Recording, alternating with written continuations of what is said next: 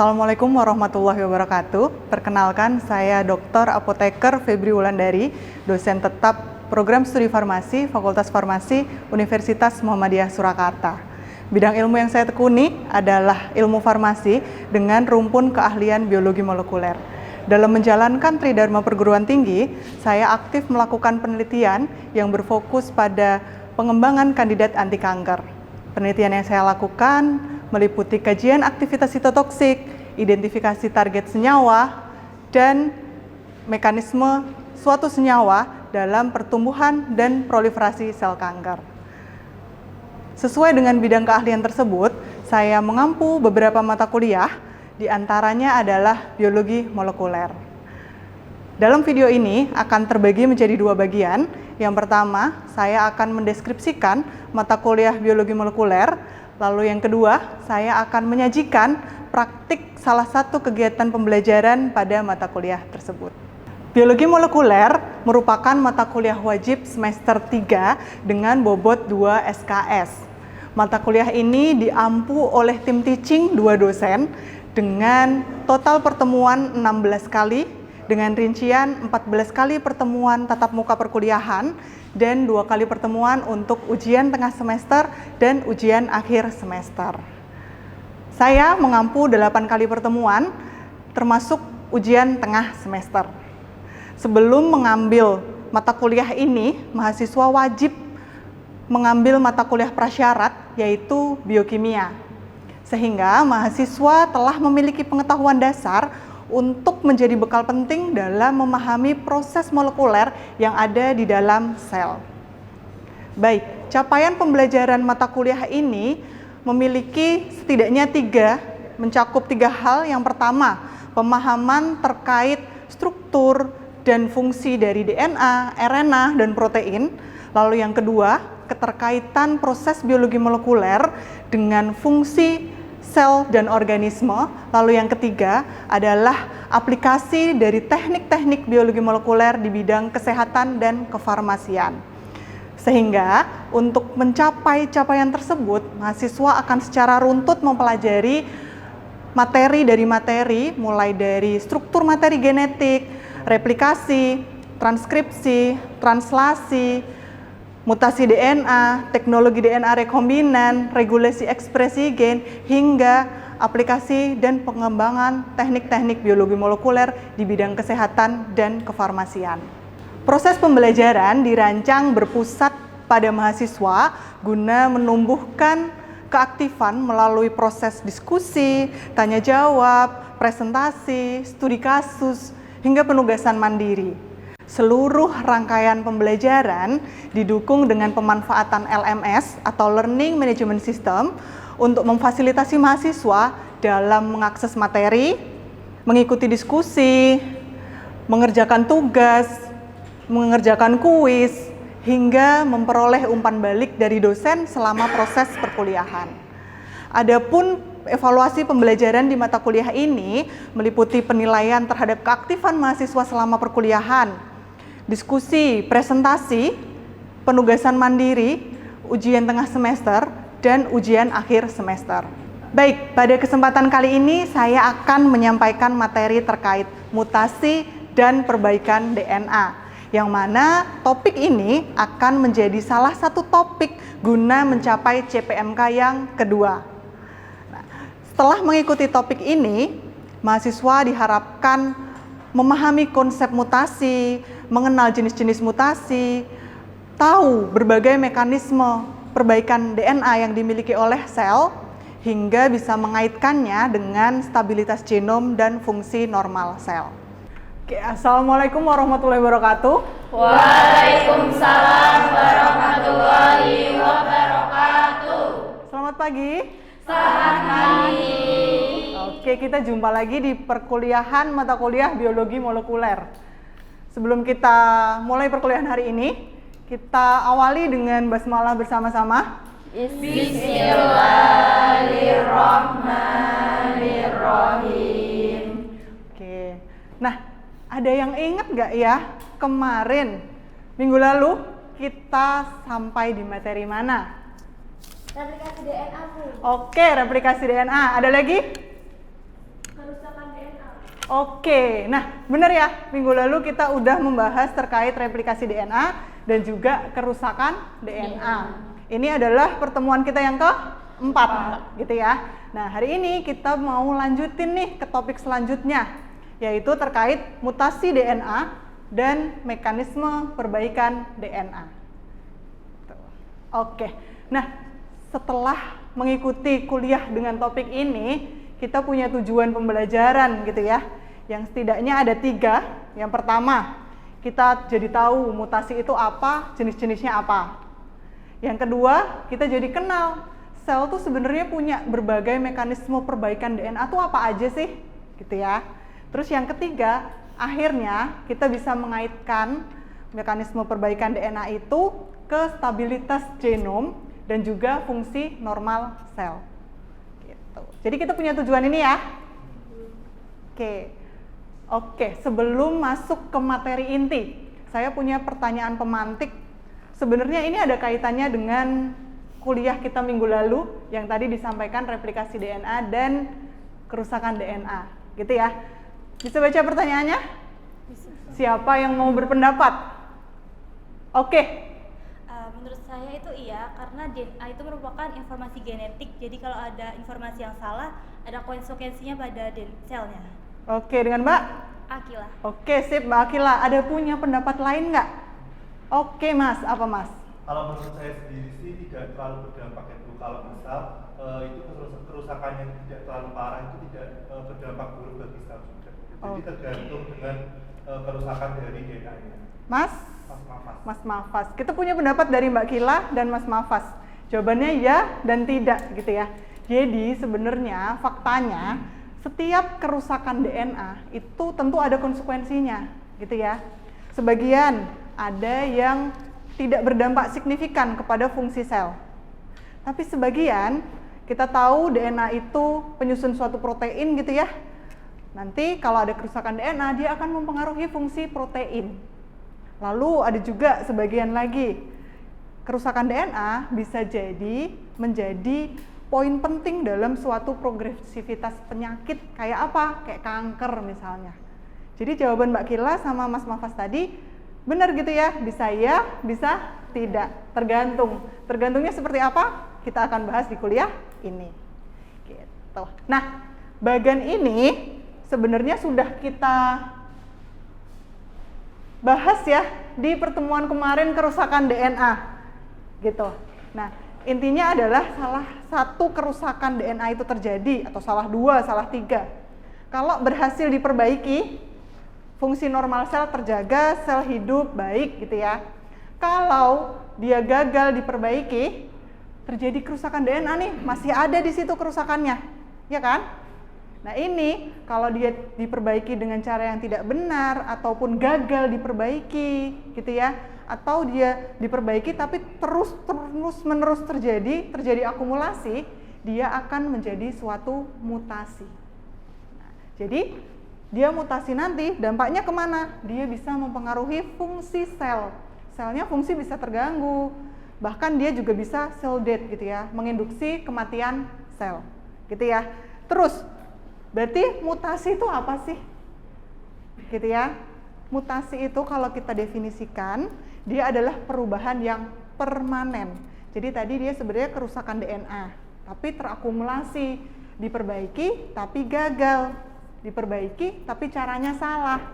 Gitu. Dia permanen di urutan nukleotida DNA-nya yang terjadi ketika kerusakan DNA tidak diperbaiki atau diperbaiki secara tidak tepat.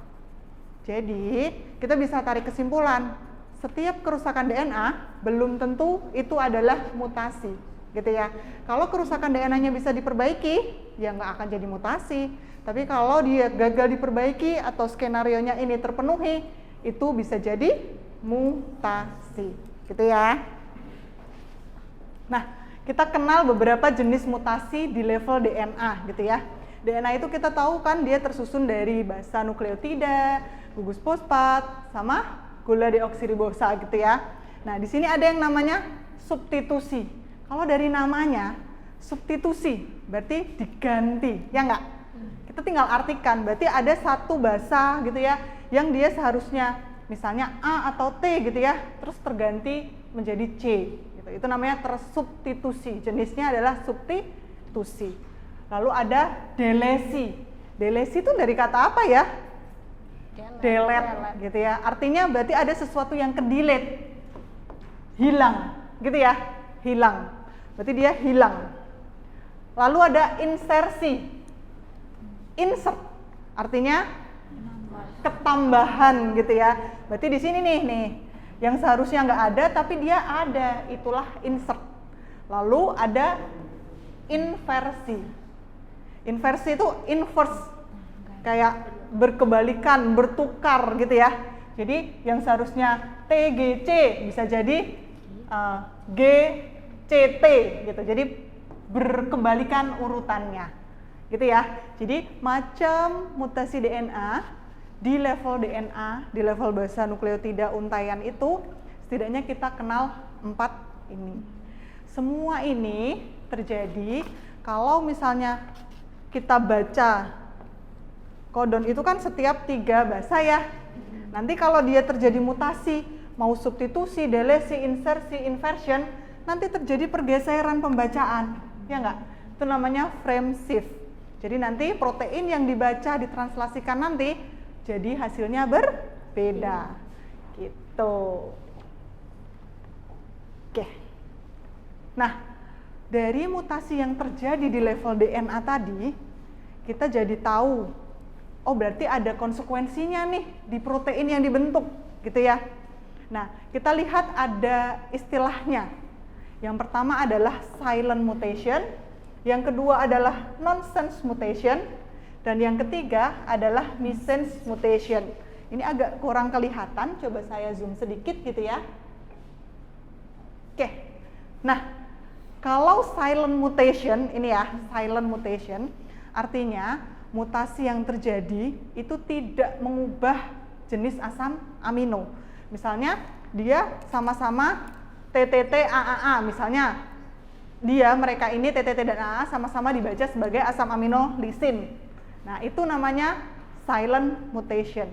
Makanya tadi menjawab bahwa kalau terjadi perubahan di DNA bisa juga nggak ada dampak yang signifikan gitu. Jadi kalau asam amino yang terbaca itu masih sama, namanya silent mutation. Lalu yang kedua ada nonsense, gitu ya. Kalau nonsense itu apa ya? Kira-kira? Jadi di sini ada kata kunci. Perubahan yang terjadi itu nanti menjadi stop codon. Jadi ada terbaca bukan asam amino, tapi codon stop. Sehingga apa? Nanti sintesis protein itu berhenti, gitu. Berhenti. Lalu ada missense, gitu ya. Missense ini perubahannya terjadi merubah jenis asam aminonya. Tapi ada dua, ada yang konservatif dan ada yang non-konservatif. Kalau konservatif itu seperti perubahan asam amino dari lisin ke arginin misalnya. Mereka sifatnya masih sama-sama misalnya sama-sama bermuatan positif, sama-sama hidrofobik, itu namanya konservatif. Kalau yang non-konservatif itu asam amino yang berubahnya itu sifatnya berkebalikan. Misalnya glutamat sama misalnya triptofan gitu ya. Nah, itu misalnya asam amino A dan B tadi itu satu hidrofobik, satu hidrofilik. Nah, itu berbeda. Gitu. Coret-coretannya saya hilangkan dulu. Sampai sini ada yang mau bertanya? Ya. Itu kan tadi kan yang nonsense itu kan akan menghasilkan stop codon begitu kan Ibu. Oke. Kemudian itu nanti hasil dari sintesisnya itu bagaimana itu? Oke, pertanyaan yang bagus, Mbak Dewi, Bu. Mbak Dewi. Tadi pertanyaannya adalah kalau nonsense artinya nanti urutan basa nukleotidanya jadi stop codon. Kalau stop codon artinya harus berhenti proses sintesis proteinnya. Berarti ada konsekuensinya. Yang pertama, kan misalnya dia tiba-tiba stop codon di sebelum waktunya, gitu ya. Proteinnya bisa belum lengkap. Gitu. Belum lengkapnya itu akan membawa suatu konsekuensi. Konsekuensinya apa nih? Gitu ya. Bisa jadi fungsi dari protein itu terganggu, bisa jadi protein itu tidak berfungsi. Jadi secara singkat itu konsekuensinya seperti itu.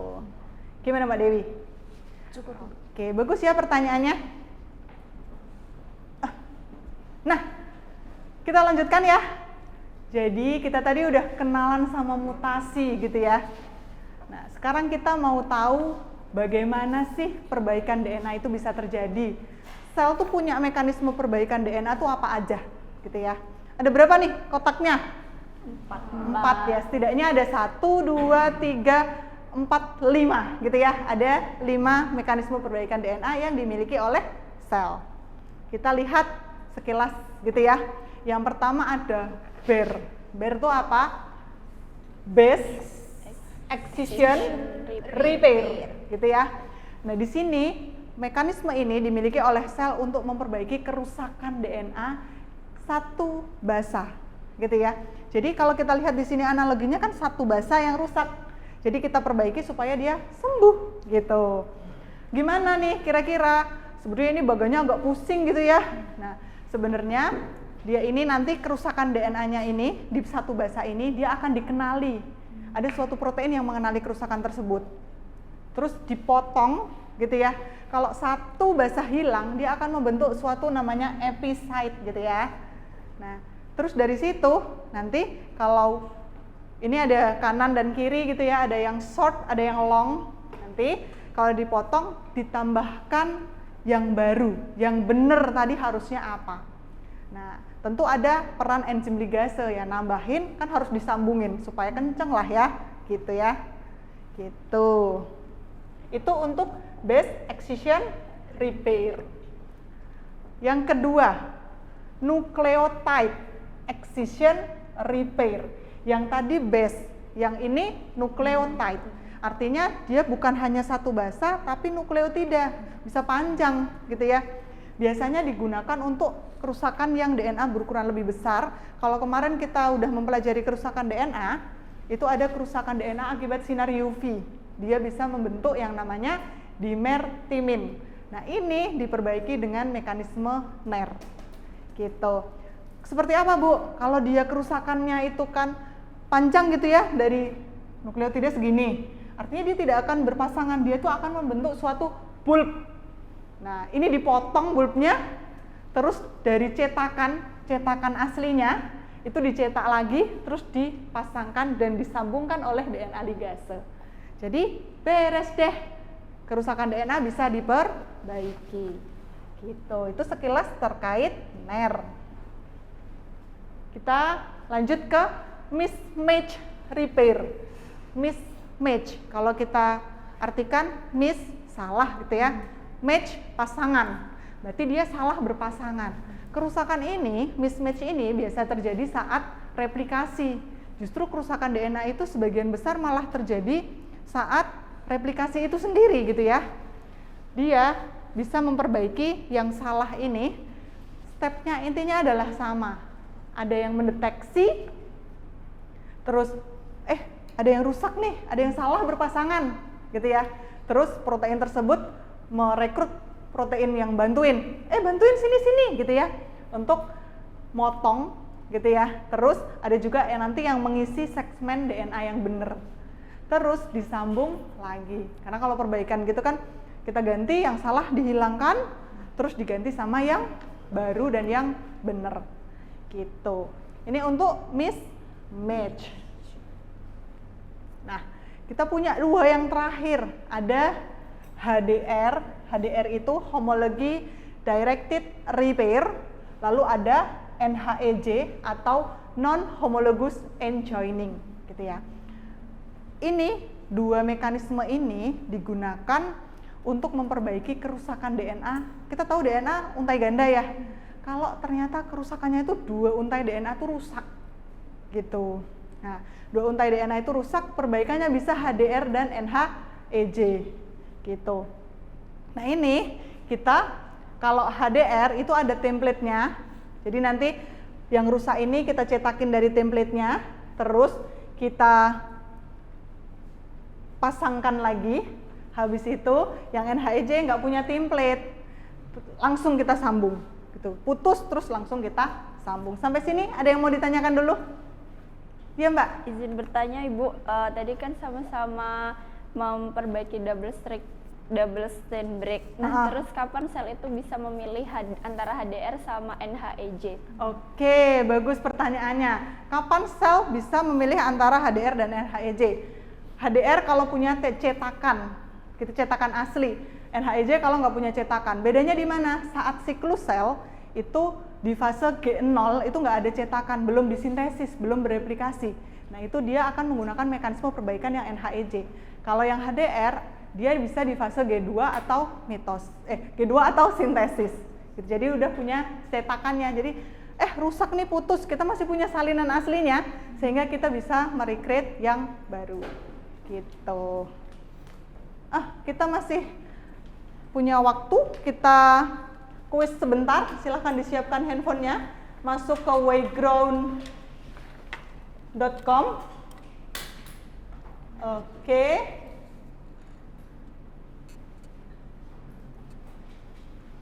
Bisa dimasukkan kodenya? Bisa? 328226.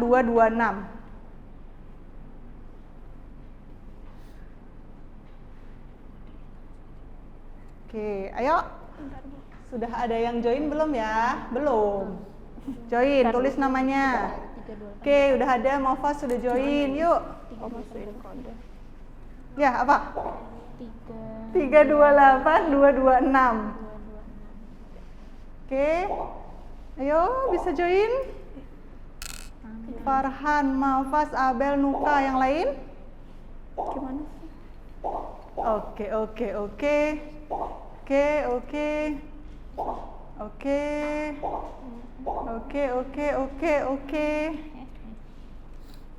Sudah? Belum, Bu. Oke, kita mulai.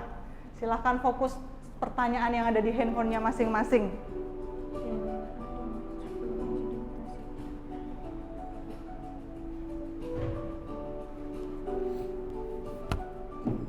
Oke.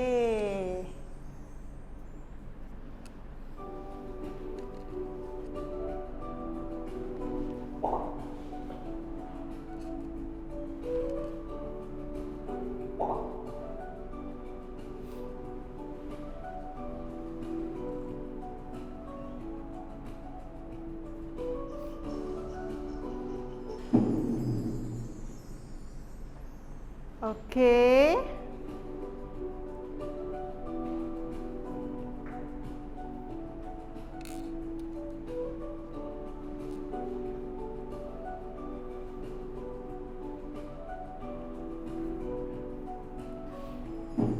Oke. Masih ada 3 pertanyaan lagi.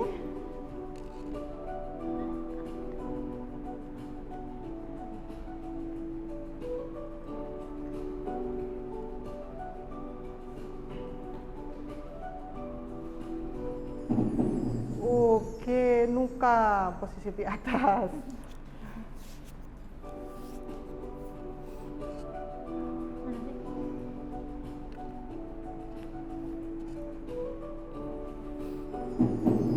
Oke, Nuka masih di atas. Soal yang terakhir.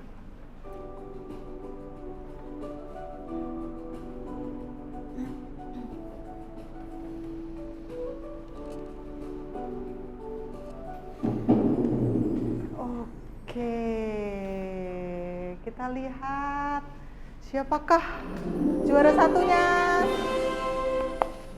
Mas Nuka mana? Mbak iya ternyata, maaf ya. Mbak Nuka, Mbak Nisa. Oke, hebat. Arindra. Oke, wah, semua sudah mengunci konsepnya gitu ya, berarti ya di benak kita masing-masing. Nah, jadi kita jadi tahu kenapa sih DNA repair itu penting. Yang pertama, DNA repair menjaga stabilitas genom. Yang kedua, mencegah akumulasi mutasi. Yang ketiga, pencegahan penyakit termasuk kanker.